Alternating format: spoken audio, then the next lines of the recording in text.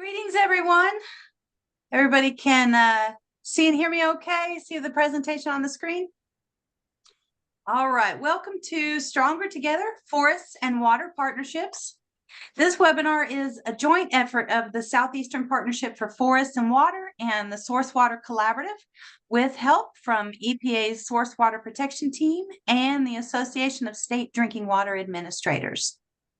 Just a little note, a lot of you are showing up with my name as your identifier. So the way to change that is by clicking on the three dots up at the top. There should be a note down in chat that tells you how to do that. But we really encourage you to change your name from mine to yours and add your affiliation so that we can engage with you.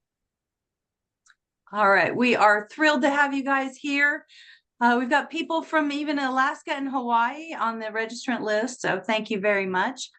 Today, we're going to shine a spotlight on the creative, diligent work of two leaders in this space, a state agency in Oregon and a drinking water provider in Colorado.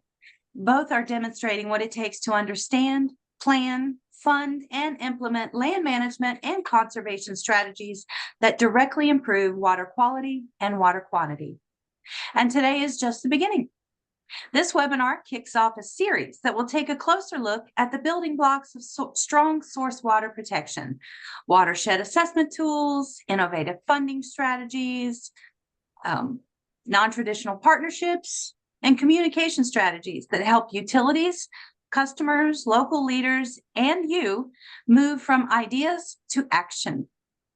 No matter which part of the landscape you work within, a utility source water protection plan, or a water agency's TMDL, a forestry agency's best management practices, a conservation group's watershed plan, or a landowner's forest stewardship plan. The work connects in meaningful ways that strengthen water quality, water quantity, and community resilience. Strong drinking water protection today sets the foundation for resilient communities in the decades ahead. Today's flow is simple: brief introductions from our organizations, presentations from our partners, and regional breakout sessions. We'll wrap up with shared reflections and resources you can take home. Our aim is to uncover all of our connections, to simplify them, amplify them, and ultimately accelerate our collective impact. To begin, I'll introduce the Southeastern Partnership for Forests and Water, for which I am overjoyed to serve as coordinator. For nearly a decade, this partnership has been supported by the U.S. Forest Service's Landscape Scale Restoration Program. It's a close-knit network of state forestry agencies, rural water associations, conservation districts, and many other natural resource partners. We talk together, we learn together, and we work together. Our focus is on building collaboration at regional, state, and local levels, finding overlaps, avoiding duplicated effort, and pooling resources to get farther, faster. We have strong science showing the direct links between upstream forest conservation and downstream reductions in nitrogen, phosphorus, and sediment. We can demonstrate how longleaf pine restoration improves aquifer recharge. And we have inspiring examples of utilities that champion partnerships and stretch limited funding and staff time to achieve big, meaningful incomes. We test ideas, refine what works, and set aside what doesn't. And we do it together. Now it's my pleasure to introduce my colleague and my friend, Sylvia Malm of the Groundwater Protection Council and the Source Water Collaborative. Thanks, Kathy. I'm going to be patient with me for a second while I share my screen. And I'm going to be talking about the National Source Water Collaborative, which was formed in 2006 with 15 original members. Among them, some of the people who were in the room here with us today. National Rural Water. Also, let's see, let me go back to this part. Let me do this a little bit better. Okay. Now, so I'm with the Groundwater Protection Council, which is based in Oklahoma. The Groundwater Protection Council and the Association of State Drinking Water Administrators were the co-founders with EPA, American Water Works Association, National Rural Water Association, and 14 or 15 other partners in 2006. And I need to advance this slide, but I can't see where to do that.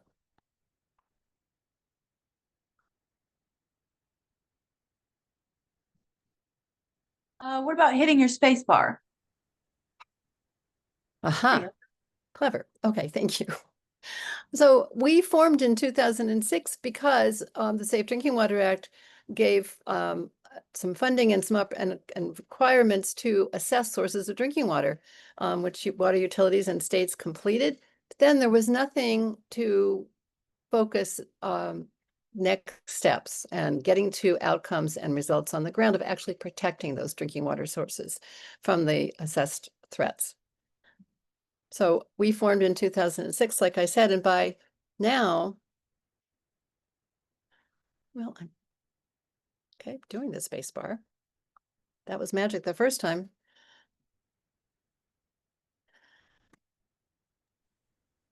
Sylvia, try your down arrow too. Down arrow. Okay. That didn't do it either.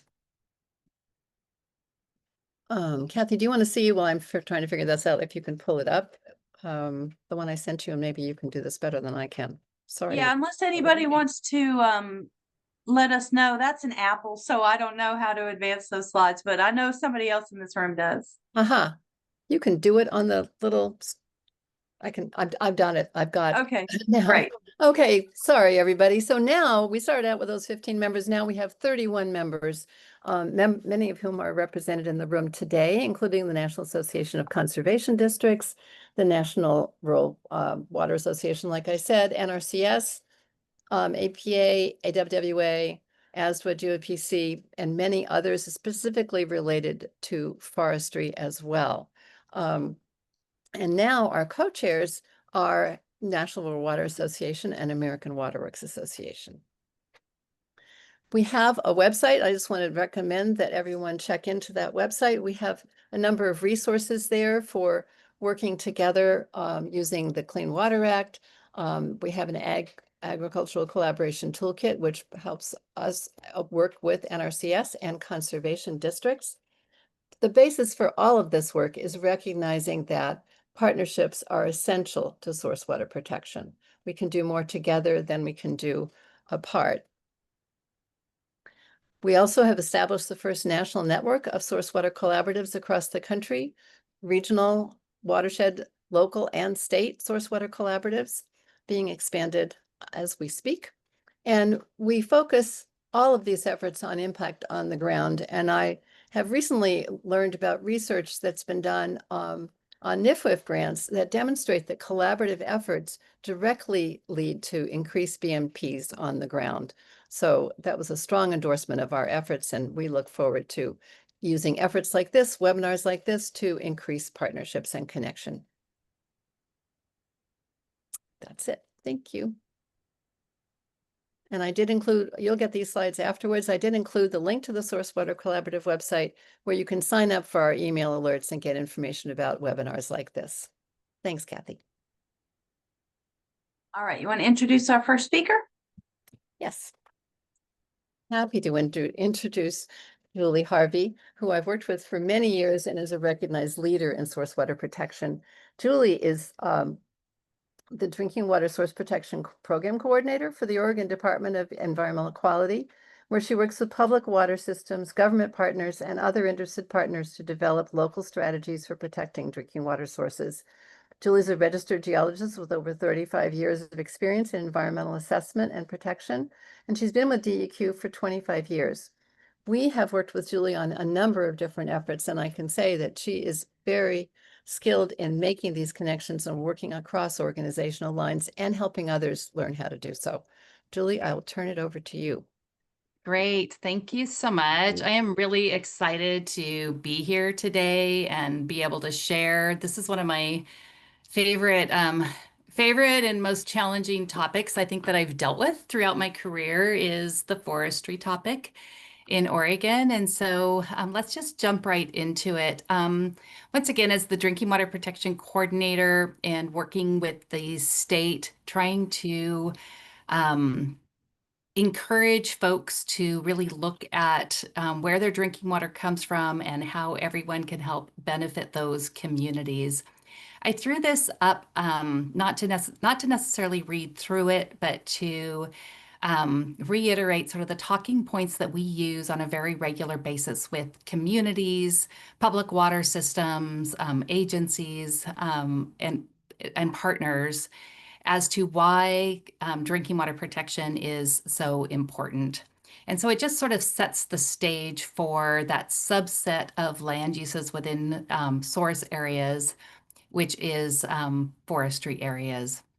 One of the biggest points that we have really been pushing is that watersheds are natural infrastructure, just like a water treatment plant is that physical hard infrastructure. The watershed is the first defense for a public water system for both public health and then for economic gain. There's a direct relationship between what happens on the land and the water that water systems have to treat for their public and their ratepayers.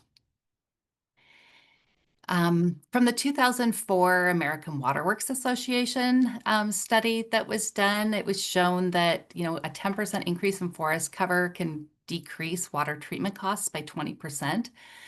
This has been a really useful sort of talking point with forestry professionals as well as drinking water providers. And there's a strong percent of the United States that has drinking water watersheds and in forested lands, and it's an important resource for drinking water. It's even more important in Oregon. About 65% of our drinking water source areas for surface water sources in Oregon are covered by either federal or private forest lands. The map on the left, the highlighted areas are our drinking water source areas for public surface water, public water systems. We delineate all the way to the top of the watershed, knowing that sort of every drop of water that hits that land can impact the intake, depending on sort of what it has to flow through. You'll see that dark green is the headwaters. That's the Forest Service lands throughout Western Oregon, and many drinking water systems on the coast and in Southern and Eastern Oregon as well. The dark brown is Bureau of Land Management land. It's more checkerboarded. And then the orange is private industrial forestry, which has different regulations in Oregon, which are not necessarily as strict or as protective as the federal lands. So in many respects, we rely on those federal lands for making sure that for helping that water quality protection. So one of the things that we have done to address some of those forestry issues, I have sort of three key topics I wanted to go over today. One is the Drinking Water Providers Partnership. A second is our efforts with land conservation. And then a third is sort of how we are working with our own state forestry organizations and private landowners. So starting sort of with that federal side of things, the Drinking Water Providers Partnership was started in 2015 by really the Forest Service and a nonprofit called the Geos Institute, where they sort of did recognized the issue, did a road show with public water systems. Water systems said, we need partners. So they started looking at the restoration partners, and then everybody said, we need a funding source to make this happen.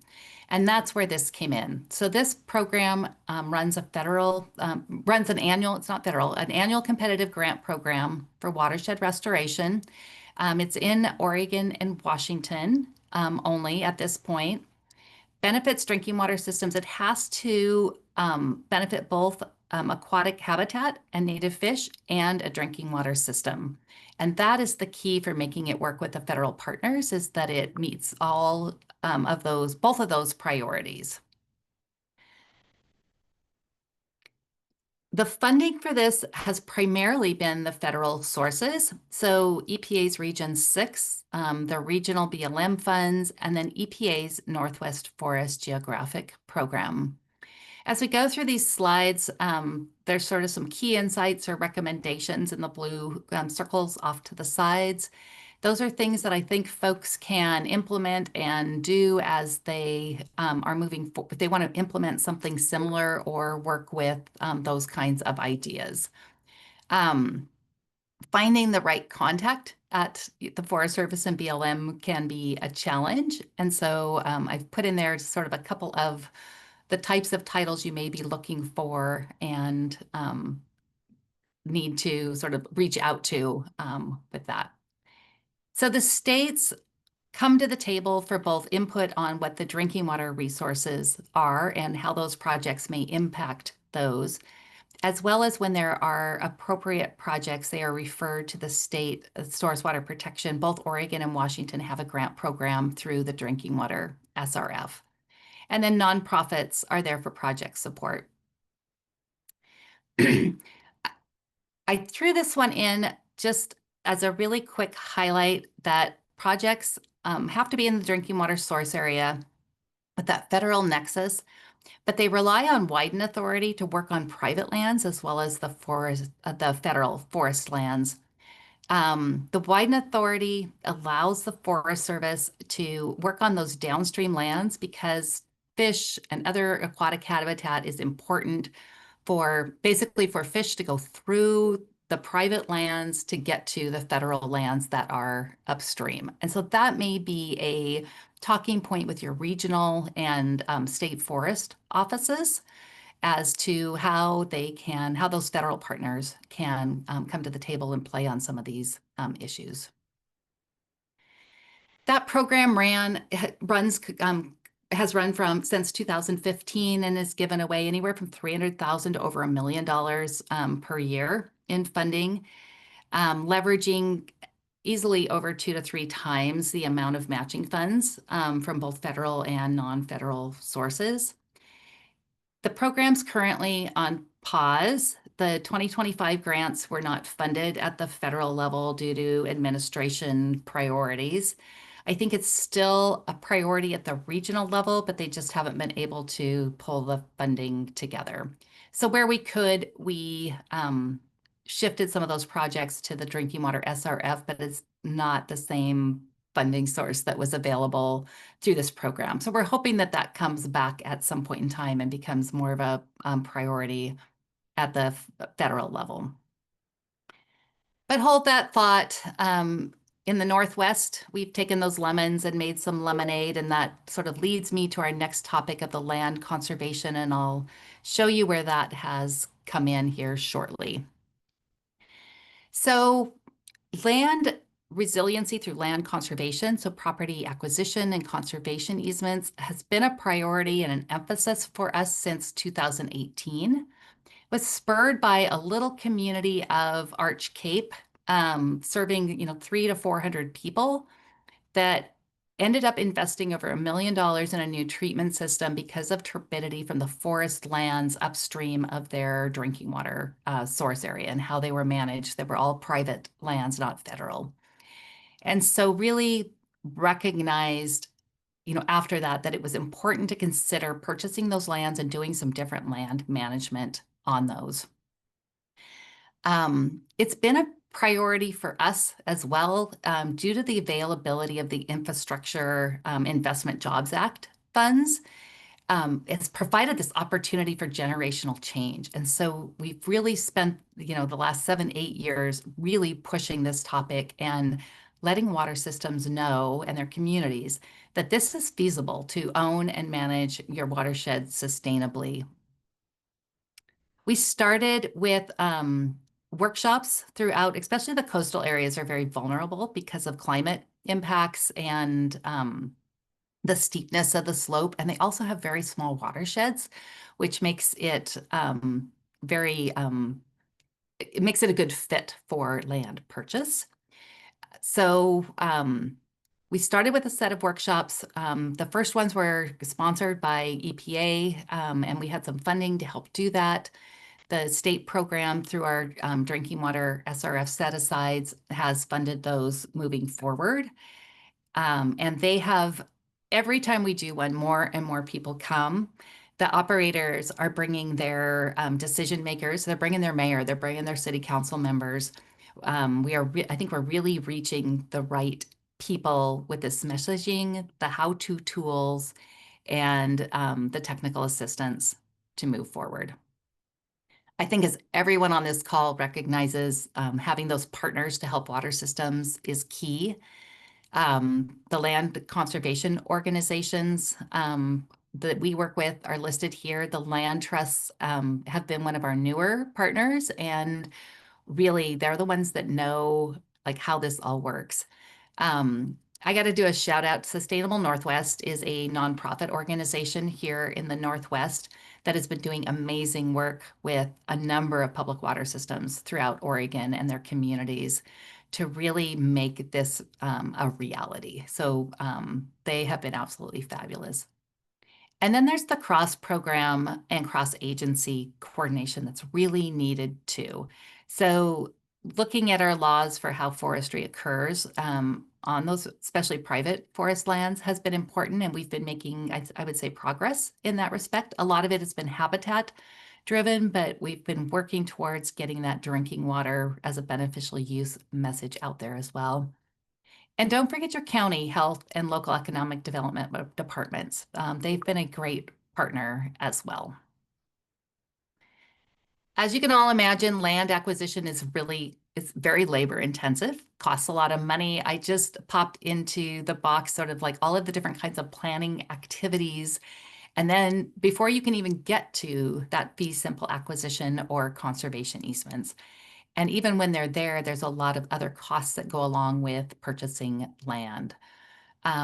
Many water systems are open to taking on some debt for the land purchase, but we are finding that the grants are key to help start that process and to do this planning phase to ensure that the community benefits outweigh the costs and sort of both bring their community and their decision makers along, in that investment that they want to make. So how do we do that funding piece? We've really got a multi-pronged approach to that with these different funding sources, funding different pieces of both the planning and the property purchase. On this slide, I want to highlight the bottom right corner, that legislative actions, and then I've got individual slides about the other ones where I'm going to talk about them a little bit further. The state program that was funded because of community support and community outreach to their legislators, that this was something people wanted in Oregon. Our Oregon Watershed Enhancement Board was funded by our legislature with $5 million to do a land acquisition program for within source water areas. The full $5 million was awarded last April to 6 different public water systems for land purchase. It was a one-time allocation, and we're really hoping to see that come up in our legislative sessions again, because it's been a great partner with these other federal programs that I'm going to talk about a little bit more, which we've really been relying on. So here we come in with our lemonade. The Drinking Water Providers Partnership money, because it couldn't go through the partnership, EPA transferred their funding from the Northwest Geographic Program, Northwest Forest Geographic Program, to a pilot project with the Environmental Finance Center. So first of all, the Forest Geographic Program is very similar to, it's one of the many regional geographic programs that EPA runs. Some of you may work Chesapeake Bay or the Great Lakes. So it's similar to any of those. And then this is the one in the Northwest, and it's really focused on forests. We've got 10 water systems in Oregon being supported by this funding for those planning activities, and there's 2 in Washington.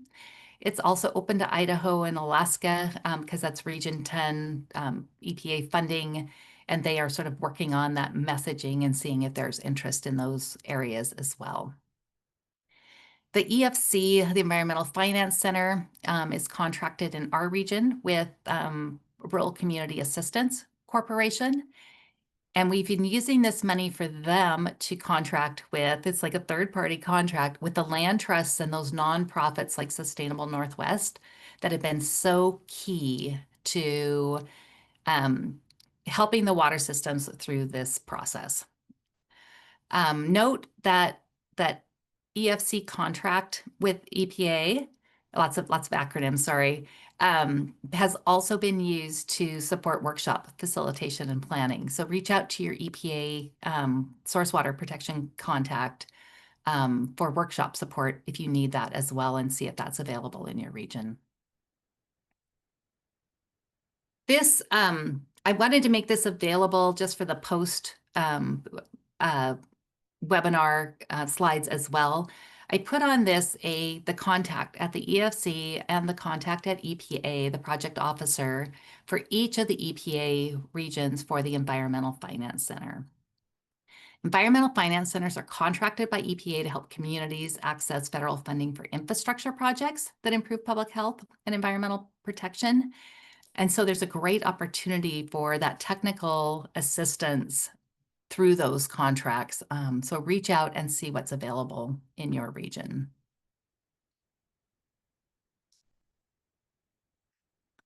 Is that it? Okay. So moving on, we've got the drinking water SRF money, and all states can use up to 15% of that to support source water protection through the local assistance and other state programs set aside. Oregon chooses to use that full amount for source water protection and capacity development. It is at the state's discretion. And so this is a recommendation, is to reach out to whoever manages your drinking water SRF program and see what your state's priorities are. And think about programs that could be developed to use that set aside off the drinking water source assessment, off the drinking water SRF. The set-aside's available on both base and the Infrastructure Investment Jobs Act money. And so we've had a huge influx over the last couple of years because we have been taking that 15% off our EJA money as well. You can see that through our grant program, we've had 17 water systems doing land acquisition or conservation easement planning, and 7 doing drinking water protection plans that include land conservation as a strategy. One of the next steps is coordinating with your Clean Water Act partners, and I just think this is so important. We've been lucky in that DEQ and OHA, our health authority, have been working together on this program since the very beginning, and we are embedded within the Clean Water Act agency. But that's not the case in many states where the health department runs drinking water protection. And so really connecting with those Clean Water Act partners is so important. There's a great resource guide on the Source Water Collaborative's website for Clean Water Act, Safe Drinking Water Act collaboration. And for forestry, these are the 4 sort of, to me, the key areas where, like, which programs at the state you want to reach out to, and some of the reasons why. And I'll leave a lot of the reasons up to sort of that post-webinar if you have additional questions. I think this last one on complaints and compliance has been really useful for us because that's where we're picking up on some of the gaps for drinking water protection as well, is when people are having issues with either compliance or complaints, and then we can provide that information back to our state counterparts as to both why drinking water as a beneficial use is so important, and then how, you know, things could be changed to adapt that. Clean Water SRF is such a huge piece of that. And maybe I'll go back just for a sec, that as a reminder, that traditionally funds wastewater treatment projects, but non-point source projects are eligible. And that's where we're fitting land conservation in, is that it's a non-point source reduction because it's that land management that reduces turbidity, bacteria, pesticides, you know, all of those pieces and parts. It can be foundational funding for applicants to take out debt, but it requires a little extra coordination because the applications need to be adjusted for something that protects rather than builds infrastructure.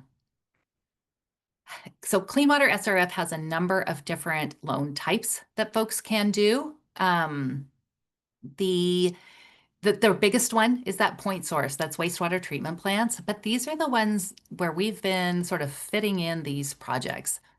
Planning loans for forest management plans or for, getting folks ready to apply, and drinking water protection plan development are a great aspect of the Clean Water SRF. The non-point source control loans are that bread and butter for land acquisition. There are planning documents required to meet our requirements. And a note that ongoing operations and maintenance costs are not necessarily eligible. And so working with water systems to understand sort of what those next steps are and then figuring out how to move that forward as well. In the effort of time, I won't discuss the sponsorship option, but it's definitely something to ask about, where you can pair a point source and a non-point source program project to get a lower rate, and therefore buy one, get one. It's not buy one, get one free, but you definitely get a lower rate. One of the highlights of our workshop, and something that people really resonated with people, was we had a forester come speak to us, and he titled his talk, "So You Bought a Watershed." And it was really a pivotal moment in a lot of people's head about what kind of planning, restoration, and stewardship is necessary once a water system owns this. And just by him, really like laying that out for people, it made it more real that yes, water systems, we can do this. The key is looking for a forester who balances ecological and economic goals. So really, like if they're Forest Stewardship Council certified, or if there's other certifications, or just looking at their goals, has really been important for water systems moving forward. We want to make sure that these areas that are purchased a lot of times with federal or state money, with public money, prioritize drinking water quality, meet stewardship principles, and reduce that non-point source pollution. And I put a note in here that we've rebranded the typical forest management plan and forest management into forest stewardship. And that's been really important here to get people on board with that. It's stewardship of the land. It does not mean you can't cut. It doesn't mean you can't harvest and make money on that land, but you have to do it in a way that protects water quality for the drinking water beneficial users downstream. Okay, I wanted to quickly work through some of the issues with coordinating with our state forest agency. We've done a lot of work to build that relationship and raise awareness. Drinking water isn't necessarily the first thing they think about. They think about trees.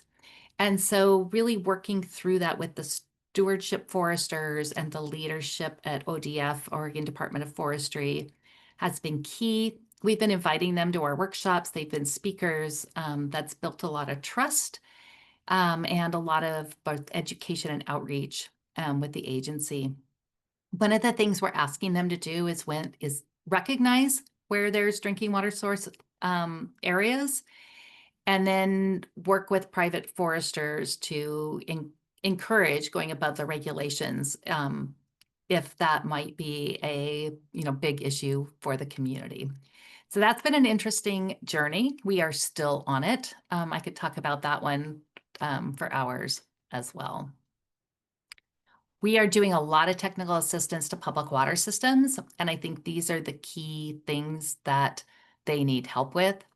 They need, that connection with both the private landowners and the state foresters.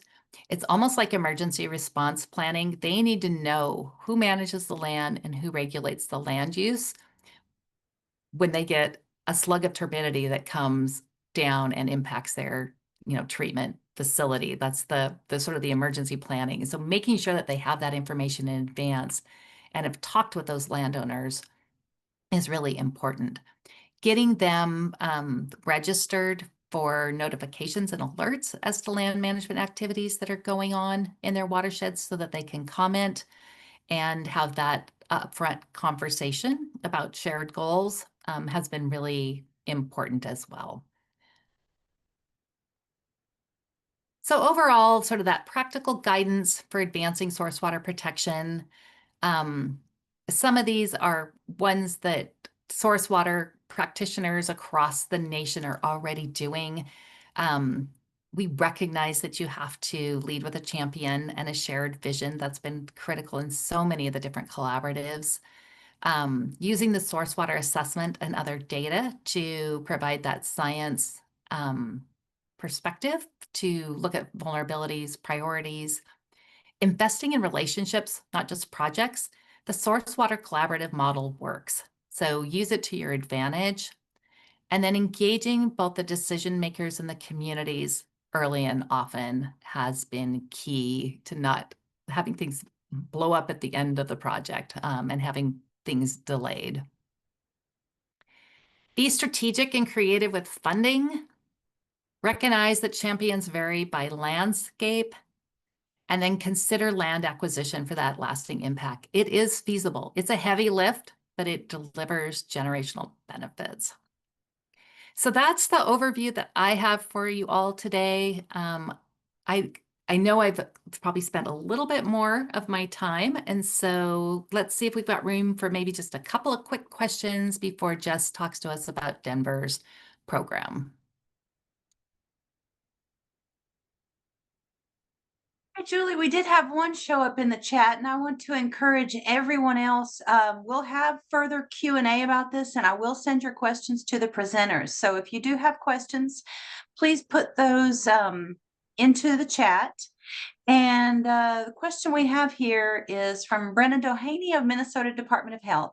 Could you share more about why the program is prioritizing land acquisition rather than working with private landowners to engage in conservation and management practices on their land via cost share incentives? Yeah, we are actually doing both. I would say like the Drinking Water Providers Partnership and that funding source was one that we were really using to do some of that riparian restoration, other best management practices throughout areas, culvert removal, roads work, sort of all of the things that go with forestry. I think it's the influx of the Investment Jobs Act money that really made us prioritize land conservation in many respects. It was an opportunity that the time is now. If we don't do it now, that we don't see another opportunity to do that in the future. So I think that was a big piece of it for the last 5 years as we saw it coming and take advantage of it now. And then you're right. I think we're going to be going back to a lot more of that working with the private landowners. Okay, thank you. All right. We may decide instead of doing, Michelle has a question. We may decide instead of doing breakout rooms, we may just stay together with this size crowd and do a little bit more Q&A. But I do want to get Jessica Jackman started on time. Jessica is a watershed scientist at Denver Water. She supports the organization's wildfire risk reduction and forest health partnerships through a collaborative approach to source water protection. She's going to talk to us about the 15-year evolution of Denver Water's From Forest to Faucets partnership and how it has leveraged over $96 million in investments into wildfire risk reduction projects in Denver Water critical watersheds. Thank you, Jessica. Awesome. Thank you, Kathy. Hopefully you can see my screen and hear me all right. Let me know if not. Okay, great. Yeah, just want to start out by a thank you to the Source Water Collaborative and the Southeastern Partnerships for Forest and Water for the opportunity to be here today. I'm going to be presenting a case study on Denver Water's collaborative approach to managing wildfire risks within our source watershed, and just excited to be in front of such a large group. So this slide gives an overview of where I'm hoping to take us today. I do want to start with a background on Denver Water and give a little context to the forests in which we collect our water supply from. From there, I'll touch on sort of the catalyst to a shifting approach from reactive to proactive that Denver Water took for managing these source water risks. That will lead me into our From Forest to Faucets partnership. I'll touch on some of the success stories that this partnership has had and where we're hoping to go into the future. So Denver Water is the oldest and largest water utility in the state of Colorado. We were established in 1918 and are governed by a board of water commissioners, so uniquely not through the city and county of Denver. We serve about 1.5 million customers, which makes up about 25% of our state's population. You can see our service area outlined in red there on the figure on the right with a star on the capital in Denver. We also use less than 2% of the state's water supply by collecting our source water through a collection system or a watershed of about 4,000 square miles or 2.5 million acres. Our system is entirely gravity fed, and although we are technically the state's third largest public landowner, we do only own about 2% of the land within the collection system, which presents challenges to addressing source water risks on our own. This slide gives an overview of our collection system or our watershed. It's made up of two distinct systems. So we have our north system, which is comprised of the Upper Williams Fork, Fraser, South Boulder Creek, and Ralston watersheds, for those of you familiar with the Colorado area. Our north system moves about 20% of our total supply through two reservoirs that we own and operate. We also have an additional reservoir in the system that we operate. This water feeds two water treatment plants, Moffett and Northwater. And then to the south, that system moves about 80% of our total supply through 7 reservoirs that we both own and operate. This system feeds, again, 2 water treatment plants, Foothills and Marston. And I really want to draw your attention to the Upper South Platte watershed here in yellow. This is the largest watershed by land area within our South collection system, about 1.6 million acres. And it'll come up again later in the presentation. So just want to orient you to that location, as well as the location of Stronja Springs Reservoir down here within the Upper South Platte watershed. Of our 2.5 million acre collection system, about 48% of it is forested. An additional 25% of that land is considered to be grasslands, but that's primarily the result of 2 devastating wildfires that have occurred within the last 30 years that have actually transitioned what was once a forested ecosystem into a grassland, as trees within these burn scars have been unable to recover. So we're certainly no stranger to devastating wildfire. The figure on the right there shows wildfire ignitions within our collection system over the past 5 years and historical wildfire burn scars in the orange polygons there. And then the table on the left depicts wildfires over 10,000 acres within our collection system since 1996. In 2025 alone, we did have 101 individual ignitions just within our collection system. This contributed to 347 acres burned, of which 69% of those ignitions occurred within the Upper South Platte watershed. This was actually a relatively moderate year, especially in terms of acres burned for us. And I did include a couple of photos there of some fires that happened last year. The White Hawk fire is that photo on the top, and I'm going to be talking a little bit more about that later on. So just wanted to point that out. So perhaps similarly to many of you on the call, our Front Range montane forests are really adapted to, but more importantly, rely on the regular interval of fire on the landscape. We know with the influx of Western settlers, the construction of communities, and the well-intentioned suppression of all wildfires to protect these newly built areas, we really began starving our forested ecosystems of this regular interval of fire on the landscape. The research points to this being on the order of every 5 to 25 years historically that these lower montane systems received fire, and that regular interval really shaped the historic forest structure. That can really be demonstrated by the photos on the right there. So that shows just outside of Denver Water's Cheeseman Reservoir. The top photo there is from 1896. Then that middle photo is 2000, and then the final photo from 2020. And that really demonstrates the dramatic shift that our forests have experienced over the last century. I do want to point out, after that middle photo was taken, just 2 years later, our watershed did experience what was the largest wildfire on record in the state at the time. That was the Hayman wildfire. It burned about 138,000 acres.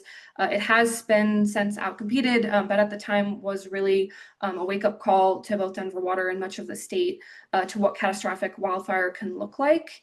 I also want to point out that final photo was taken in 2020, so that's 18 years after the Hayman fire burned this landscape. Obviously has left it looking like a moonscape, and lasting impacts on the land are certainly still being felt.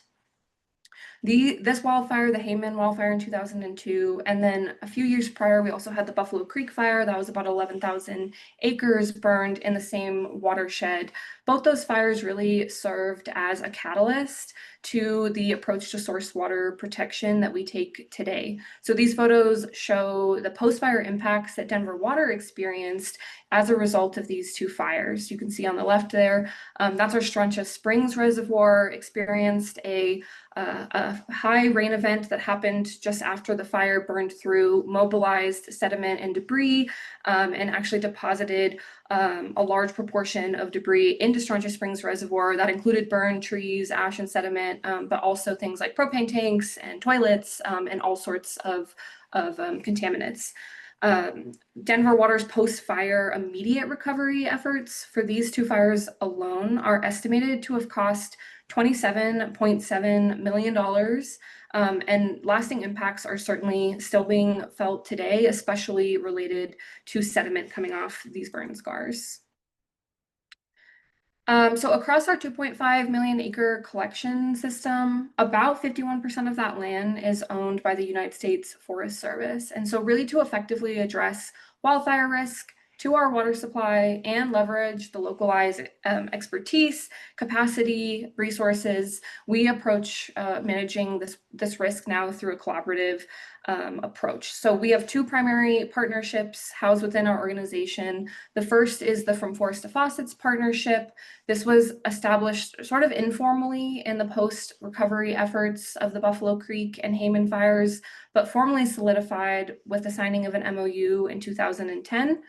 I'll be focusing primarily on this partnership for today's presentation, but I also wanted to mention that Denver Water does work directly with the Colorado State Forest Service to manage Denver Water-owned lands. And that partnership has been going on for 41 years this year. I mentioned we own about 2% of the land in our collection system. That does equate to about 60,000 acres. And so this partnership with the Colorado State Forest Service is integral to being able to holistically manage all lands within our watershed. So I mentioned that first iteration of our From Forest to Faucets partnership was signed in 2010. That was originally with just the United States Forest Service. Given the size of our collection system, we do work across 3 national forests and work directly with staff from a variety of positions. That does include some partnership coordinators and often forestry and fire staff. Later iterations of the From Forest to Faucets partnership included the Natural Resource Conservation Service, Colorado State Forest Service, which includes 5 of their field offices, and the Colorado Forest Restoration Institute, which now is encompassing all partners within the partnership. To date, we have leveraged $96 million in investments into wildfire risk across the partners, and treated over 120,000 acres, really with this landscape scale approach to addressing the shared interests of source water protection and forest health in these critical watersheds. We're often asked at Denver Water how we convey the importance of this sustained investment into this work. And so I did want to mention a couple analyses that have happened, one being a cost-benefit analysis led by economists at Colorado State University, who looked at the first initial $60 million investment through the partnership. That analysis resulted in avoided costs of up to $234 million.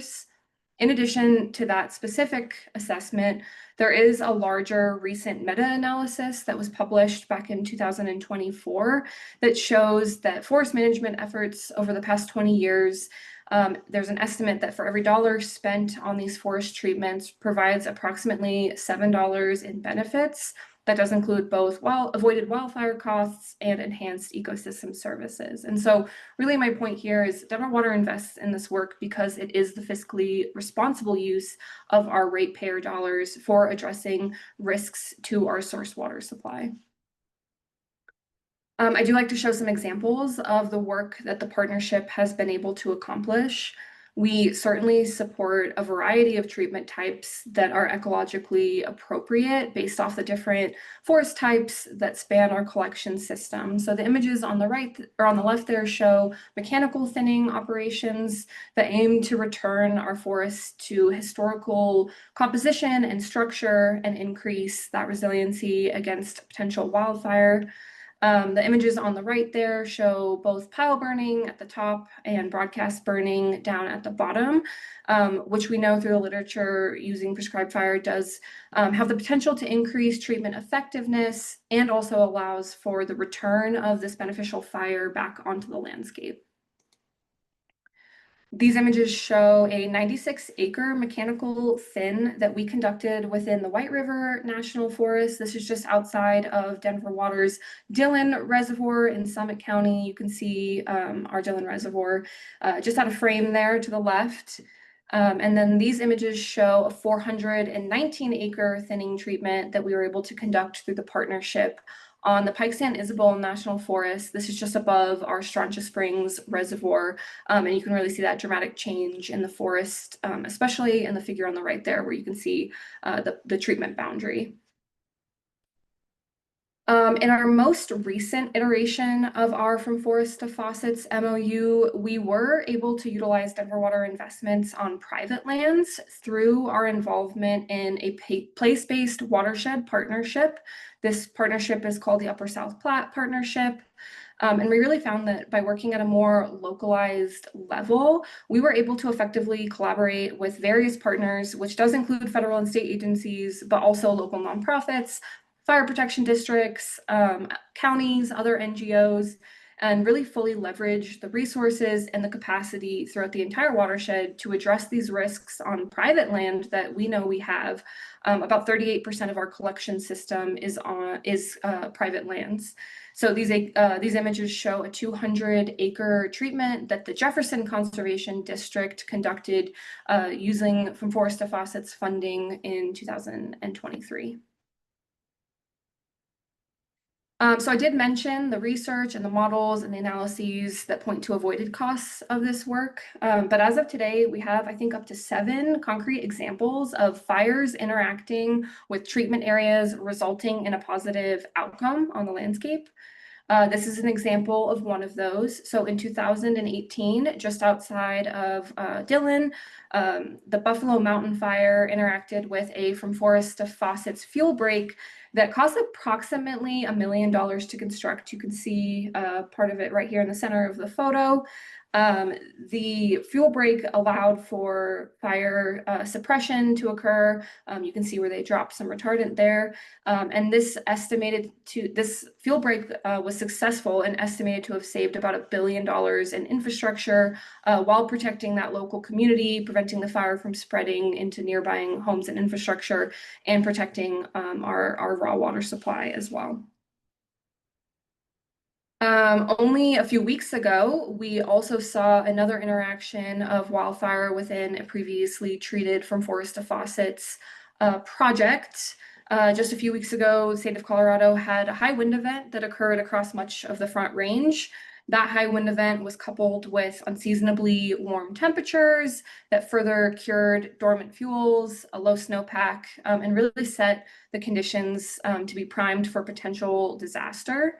When an ignition did break out near this previously treated 440-acre project, we saw that the treatment was directly credited with stopping the fire from getting up and running. And I quote that because those are the direct words from the folks that were on the scene that day. I do want to point out from Denver Water's perspective on this specific project, our direct investment was actually matched twofold by the United States Forest Service. Our partnership is a 50-50 match, but on this particular project, we were way outmatched by the U.S. Forest Service. And we also got to see quite a success here with an actual interaction action of a fire. So this fire was contained at 1.3 acres. And if that image with the trees blowing there doesn't really set the stage for just how windy it was that day, I'm not sure what will.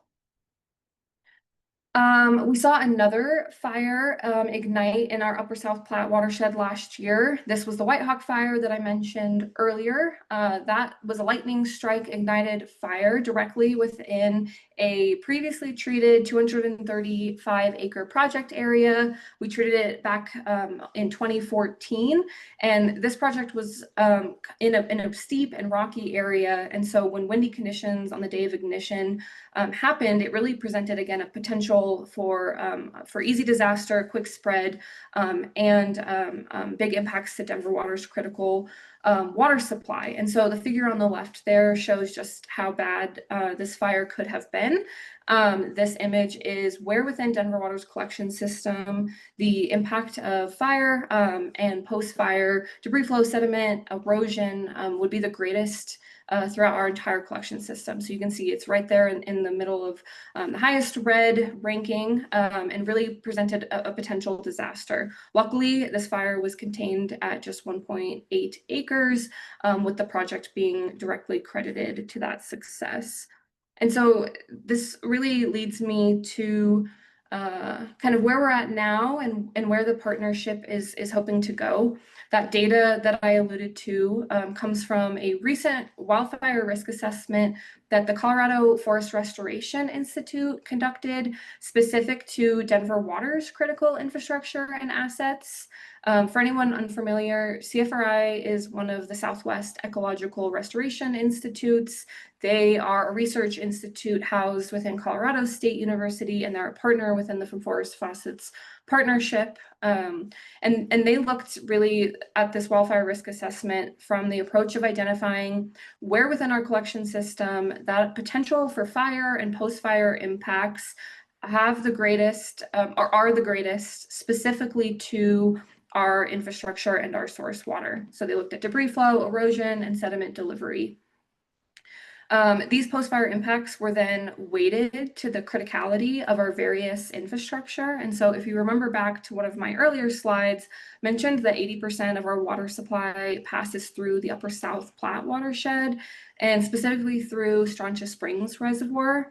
It also happens that Aurora Water, which is another Denver metro area water utility, they move about 90% of their water supply through Strontia Springs Reservoir as well. And so the ability through this partnership and through this risk assessment to highlight the criticality of Strontia Springs Reservoir and other critical infrastructure within our assessment was crucial to make this as actionable and accurate as possible moving forward for us. This risk assessment then went further to identify where within our highest risk areas we could actually realize the greatest risk reduction per dollar spent through targeted forest management. CFRI implemented what they call their risk assessment decision support framework to conduct this assessment.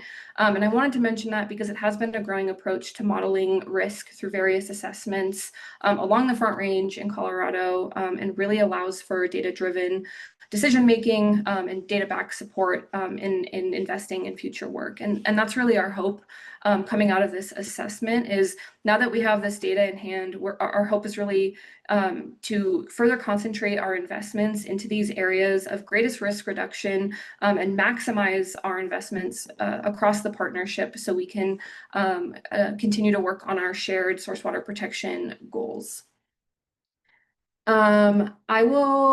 I'll show this on the screen. I know you can't click any of these links, but Kathy's going to be following up with links that I've shared here. Two of them are really specific to From Forest to Faucets partnership, but we also have some great resources in our Denver Water TAP newsroom. And then I am including a link in here to our water protection and management page. It talks about Denver Water's holistic watershed planning program and how we address other risks outside of just wildfire within our collection system. So with that, I will stop sharing my screen and open it up to questions. Great. Thank you so much. We really appreciate our speakers today. I have a couple of questions, excuse me, that came into chat, but I first want to see if anybody wants to speak up or turn on their screen, and if you have a question for either one of our presenters, either Julie from Oregon DEQ or Jessica from Denver Water.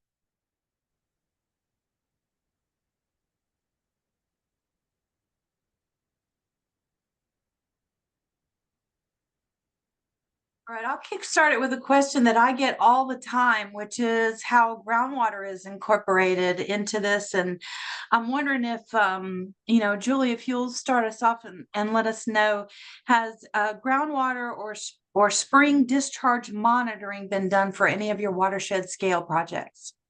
Yeah, no, I think that's a really critical, piece of the puzzle as well, from both a quantity and a quality perspective.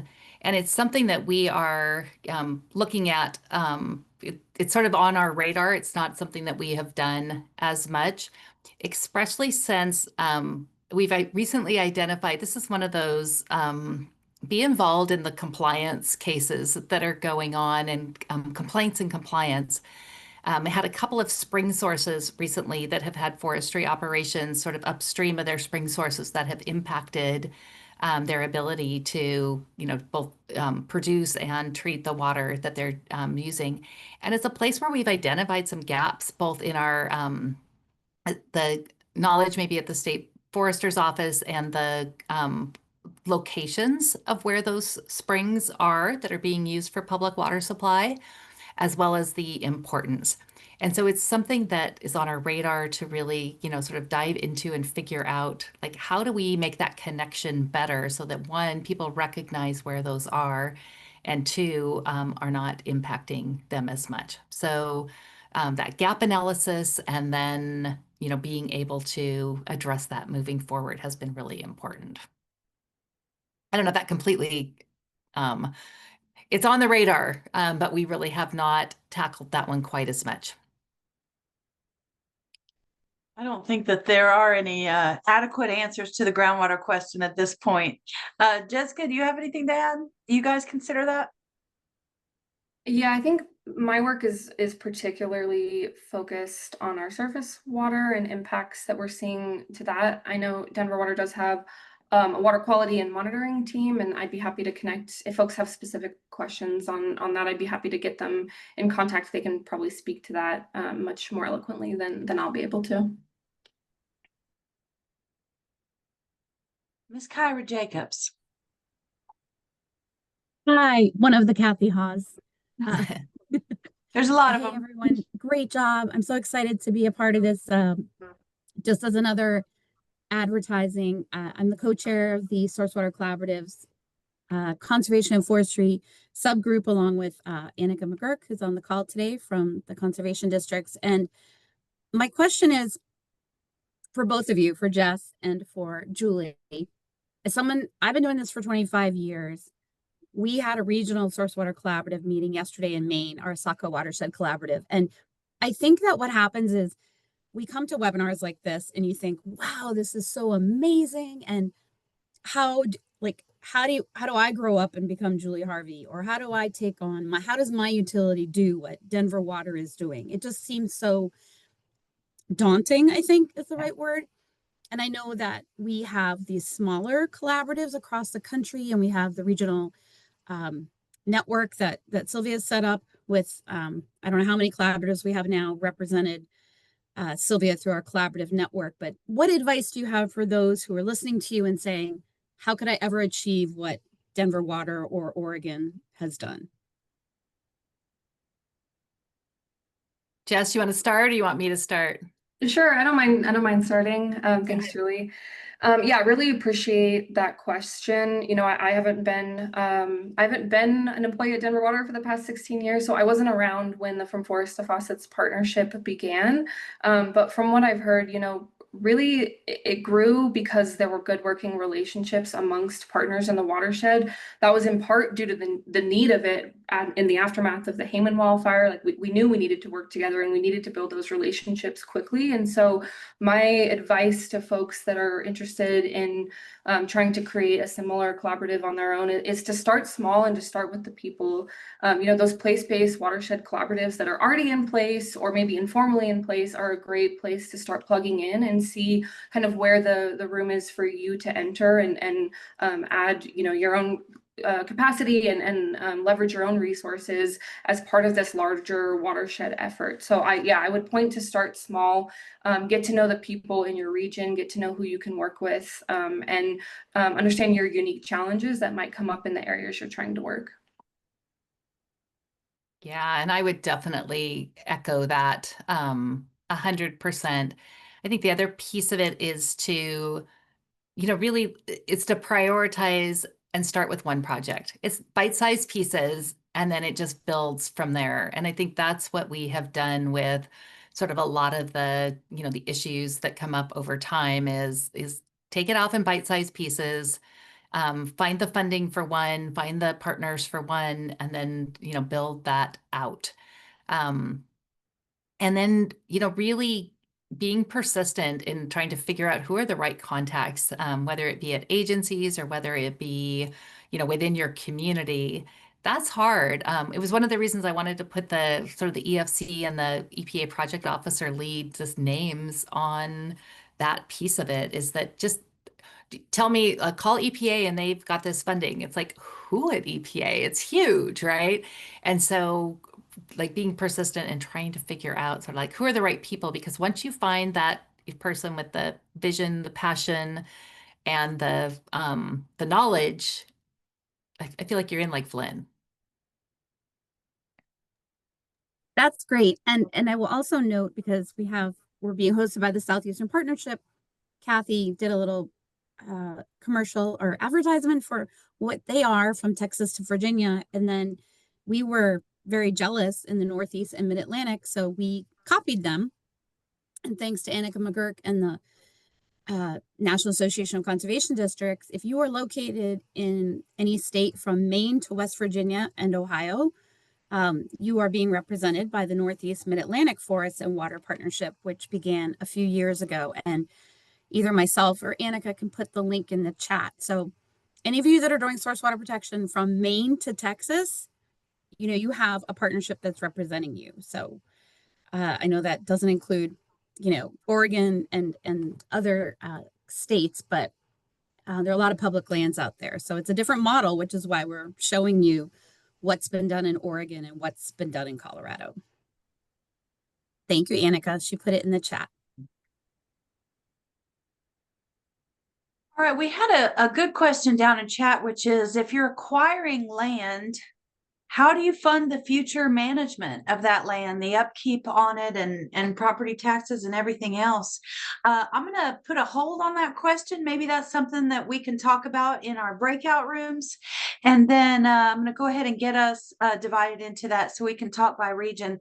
And then there's another question someone put in here about the Denver Water Partnership with the Forest Service.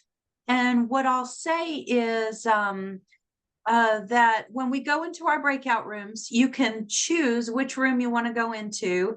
And that person, if you want to choose the room where Jessica Jackman is, that's going to be the Southwest room. And you can go into that one and talk to her directly. And more good links into the chat. So I'm going to go ahead and put us into our regional breakout rooms. You can choose whichever room you want to go into.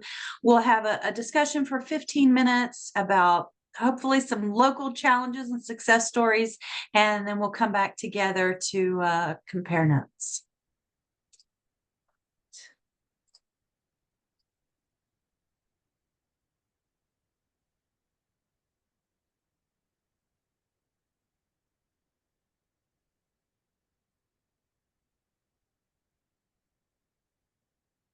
Kathy, can you remind us how we do it? I was gonna say, this is where the magic happens, right? Yeah, it's supposed to come up here in That would be just there from what you Yep. said. Yeah, give me just a minute.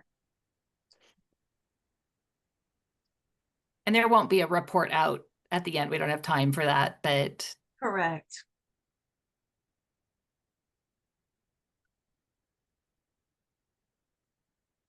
And we're doing this because we thought it would be helpful. We know that national webinars, especially up to 200 people, it's hard to ask questions in front of 200 people.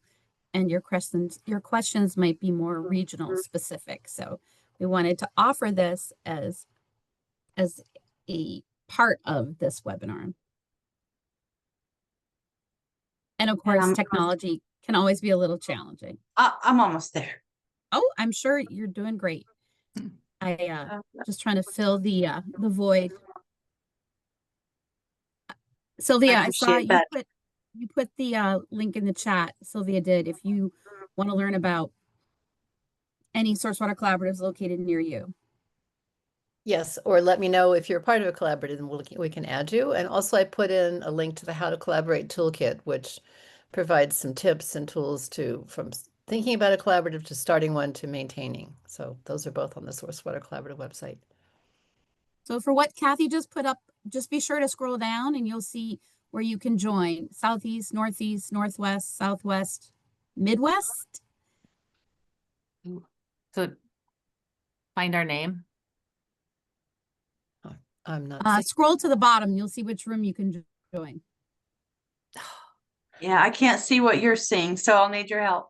I can't either. There we Bottom go. of what? Chat, participate. It's not clear. So did it come up with breakout rooms in progress? And if you scroll all the way to the bottom, there's 5 breakout rooms and you can put yourself in it by hitting join. Yeah, somebody else is saying they can't see it either. It didn't pop up automatically, but at the bottom of the screen, there's a icon that says breakout rooms with 4 squares. Nope, not there. Nope. I can't. I have have some to really people make a in mistake rooms. to see. Some Mine people was, are in there waiting on the rest of us. Mine was under the more. I had to go to a circle with 3 dots, and I guess I'm going to pick join breakout room. Oh, Yes. okay. Yeah, it was under the more icon. Yes, that's correct. Yeah, okay, I'm there, but I don't see join breakout rooms. Okay. Now we'll see what happens with that. Okay, I'm not even And- seeing the more icon. Oh, the It's 3 three dots. little Okay, dots, got yeah. it, got it, got it, got it. And co-host, you'll have to join the room that has your name on it. Oh, All I'm getting under the more, or the dots is save chat. Hang on.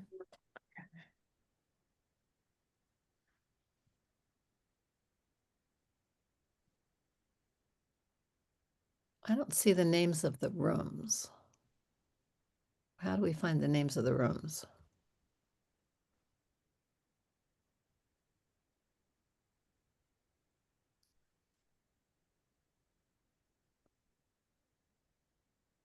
There's a lot of people waiting on me in the Southeast room.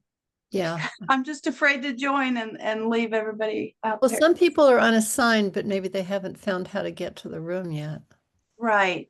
And I can't describe it because I'm not seeing what your screen is. When you click on that 3 dots thing, you can see breakout rooms, and then it'll give you like this list you can scroll through, but there's a header for each of the sections: Northeast, Southeast, like that, Northwest. Mm-hmm.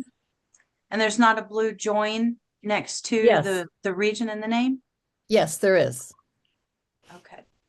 I was just looking for mine, which I just found. Okay. Okay, going to the Midwest now.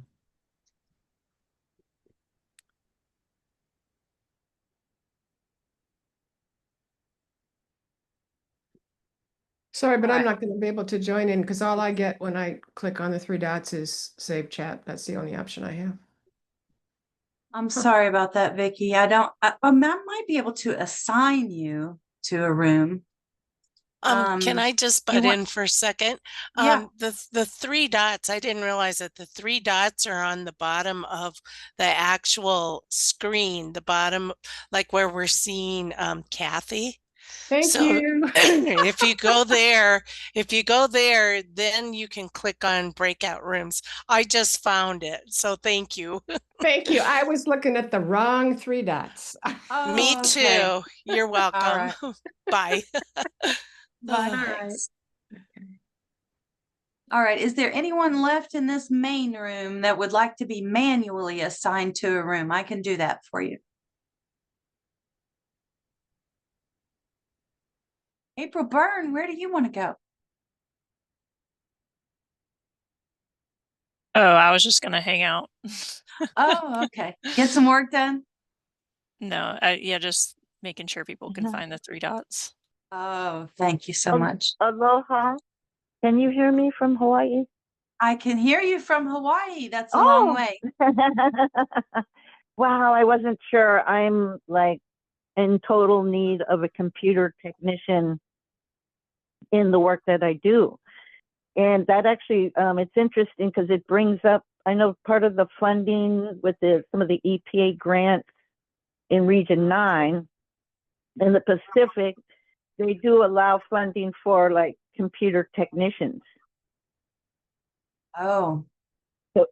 And so here, for the grants here, we deal with, Kanakamoli, Native Hawaiians, different indigenous Pacific people throughout, and part of it is integrating our computers, not only learning all the, but integrating into it the, what's called the Hawaiian language copage number.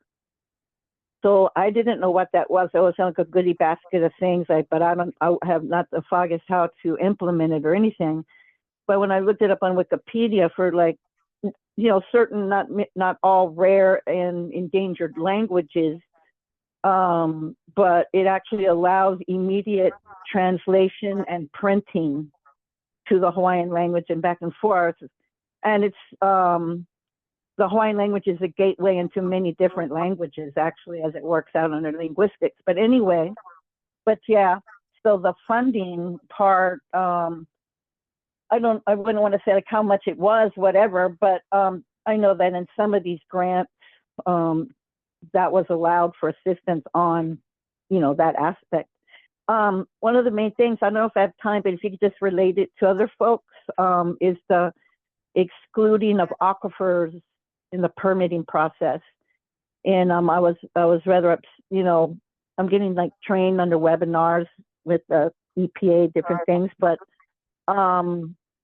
is to stop excluding aquifers in like underground injection control permits, protecting the groundwater, just like that whole thing, like implement, like you say, what we know, but that actual process shouldn't be allowed. So at the state and county level, because I used to work for the county, they said, oh no, we don't do that here.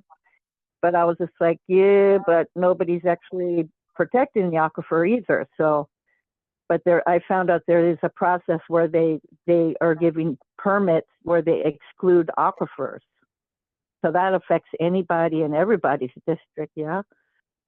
Is Yeah, to, bring that up, bring it forward and ban it, and research in your area. Because there's a few maps out of where the aquifers were excluded. Yeah. And so they're like, okay, so what was the chemical involved? Can we do Superfund cleanup? And, the process of the watershed, the risk management and everything in those areas where the aquifers were excluded. And we have our own issue here, that is basically the same thing, left over from old sugarcane days that shut down. So we have diverted waters. That's one of the main things I'm looking at. Like restoring, there's quite a few on every island. Excuse me, actually. Yeah. And yeah, but yeah, the aquifer issue. And what I was really happy about, thinking about was we have a Mauna Kea mountain here, sitting on top of, I think it's like 9 aquifers. And so some of the family of, what's known as Parker Ranch, they actually didn't even know they were heirs of Parker Ranch. There's hundreds of them, it turns out. So it's like 47,000 acres that is under like recognized under a patent going, you know, way back. So it's like more like a memorandum of agreement, but it's like 47,000 acres of watershed and upland and, you know, and they're looking at it, and you have other issues involved, you know, but of how to best manage it. But anyway, involving the native Hawaiians, and so far as these cultural inheritance, you know, it's like this turn, you know, turns out under CFR 25, the Hawaiians are not a tribe. So they fall under different classifications. So under the federal funding, they just had to amend the form.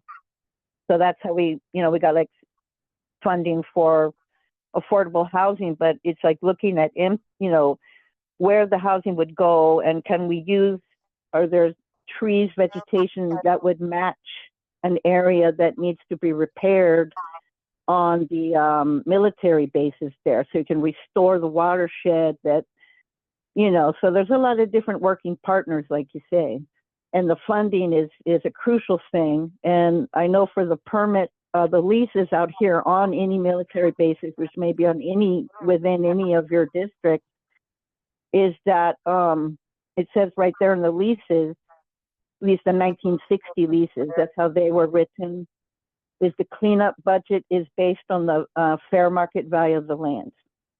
Not that you would sell the land or the fee simple, because there are different stakeholders here, including the indigenous, but what is the actual cleanup budget that you're looking at? And then you put in all the different chemicals or whatever it is. So we're trying to get a complete ban of any persistent toxins, a ban of any herbicides.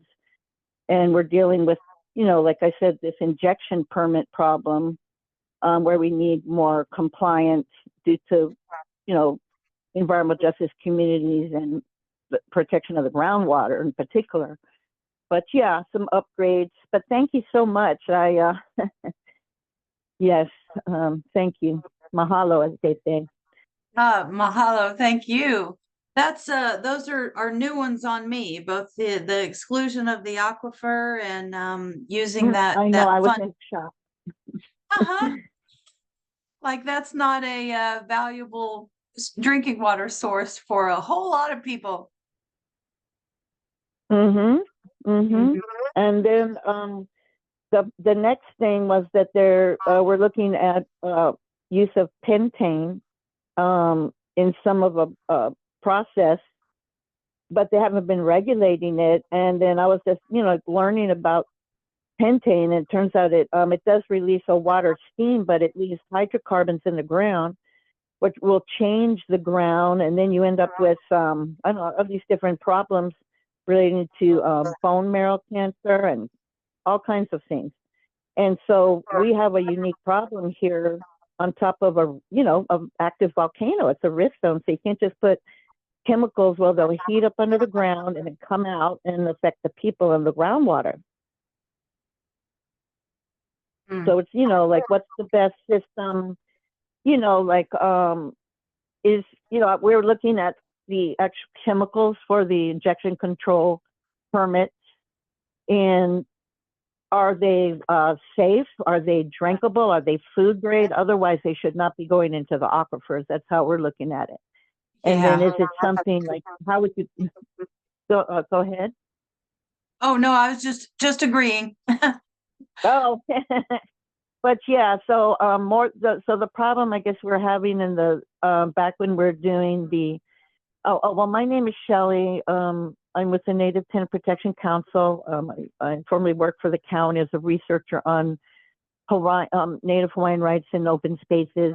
So the watershed is coming up all the time, and one of the projects that we had for open space, it was this is the Moko Keawe, the island of Keawe, and Halo Grant 993 and 1530. And so these go way back to like old ancient villages before the highway went through. So you have these, then you have sugarcane on top of it.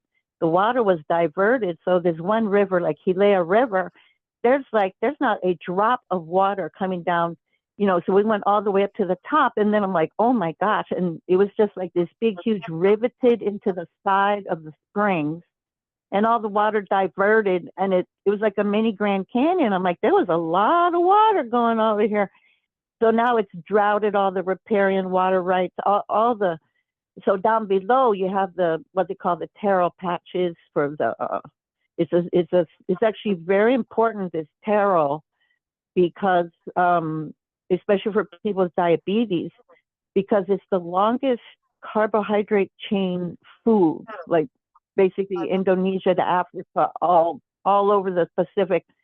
It breaks down very slowly. And so for people with diabetes, there's a special diet that involves that, and they improve, but without the water, there's no water coming down, except through there is the forest management up above. There's a lot of pristine areas, but there's disruption in the water cycles because of the water diversions. And there's a sadness, they have the hula festivals here, and they're dancing to Hi'ilawe Falls. This is the other one I'm focusing on too, is like Hi'ilawe Falls, because they do to the one falls and do to the, where's the other fall? There's just like tears coming down. Oh, well, it was diverted for sugarcane, and all the sugarcane shut down. So we're stuck with all these water diversions that, so like you say, got to work with the local community. So, okay, so how many people, how many farmers are local landowners are using water from this flume service? And what is the state of repair? Because some of these go like back to the territorial days, and you have to work with the public water works, back to, and some are leaking, and some are like probably have, you need like the whole lead assessment, right? But like you said, for the treatment, that was my question when you're saying like the areas that were treated. So this is like treated with the risk assessment and the groundwater and that was my question. What you meant by, in general, like treated under the program that you were so successful in helping with, especially because we have an issue with wildfires. And you're also like, speaking of Colorado and Denver, so this mountain here, this main watershed with 9 aquifers for this whole island, Mokokeawe, of Mauna Awakea. So we're concerned because they actually do want to do some, projects that would like maybe impact the aquifers, and it's kind of all joined together. And what I would like to see actually is not a non-competitive grant, but more for island-wide, within Region 9, basically any of the old, specifically in Hawaii would be the old, assessment for each island where you have water diversion, assessment, spring, like you said, spring output, and some need to be definitely upgraded so far as equipment, I guess, but some places is, it's just drought. It's totally drought. But thank you. Oh, no, thank you, Shelly. I really appreciate it. All right. To those of you in the that were in the Southeast breakout room, sorry about that. And appreciate Joy and some others stepping in to handle that conversation. You all will receive, everyone who registered will receive in their correct name, not Kathy Hollis, but you'll get a list of resources and links to some of the things we talked about, copies of the slides, and a link to the recording that you're more than welcome to share with anyone. And we will have an announcement soon about our next webinar, and we welcome any suggestions. If you guys have particular success stories that you'd love to see highlighted and shared with other people, then we can put that together maybe sometime this summer. Or if there's a particular issue you really wish you had a lot more information on, then we can put that together as well. So thank you all for joining us today, and reach out to Southeastern Partnership or Source Water Collaborative if you have any other questions. All right. Have a great day. Thanks all.